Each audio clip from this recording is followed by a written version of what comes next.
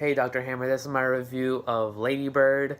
So basically, it's a coming of age story about a high school senior who's going into college. And what makes this movie different from most high school movies is that it's not as stereotypical or cliche as most high school movies. It kind of depicts the realities of like what a real high school girl would have to go through. And she knows she's not like a normal girl either. She even gives herself the name Ladybird, which is kind of like a metaphor for, like a bird like leaving the nest, so it kind of makes sense.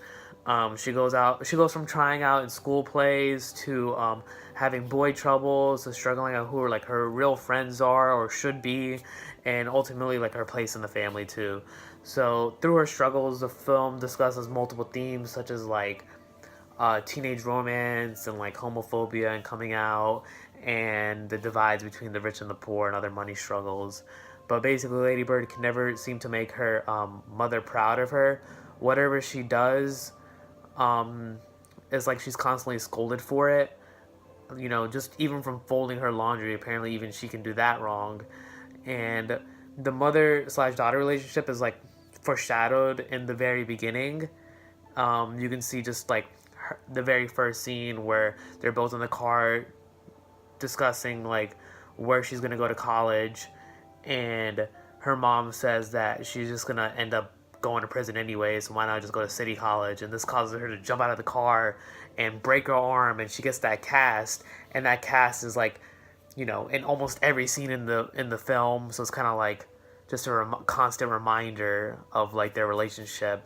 Through that cast, it's a reminder of her jumping out of the car in the very first scene. But basically, they don't completely hate each other. They're actually more alike than they think.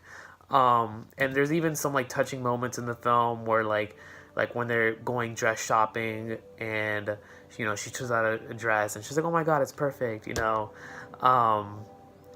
While like the story never really fully resolves their relationship by the end, it kind of like brings them gradually closer together as Lady Bird like discovers who she really is, and she can finally like thank and appreciate her mom for all the sacrifices that she's made for her.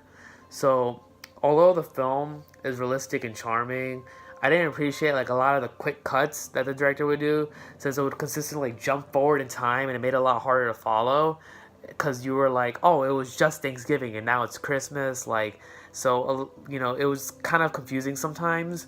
So I had to like rewind a couple times and be like, what just happened?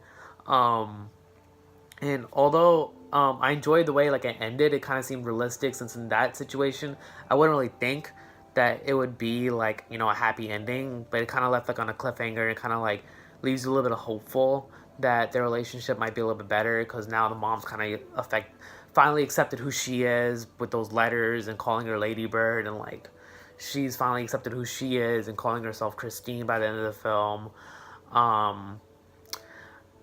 And I kind of also don't understand why the director included a lot of stuff, such as like, why her nose bled during the sex scene, or like why the film took place in 2002.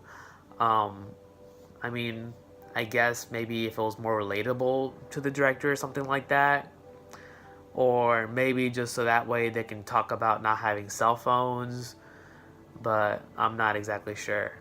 But overall, if I were to give the movie a rating, I'd probably give it about a 7 out of 10. That concludes this review.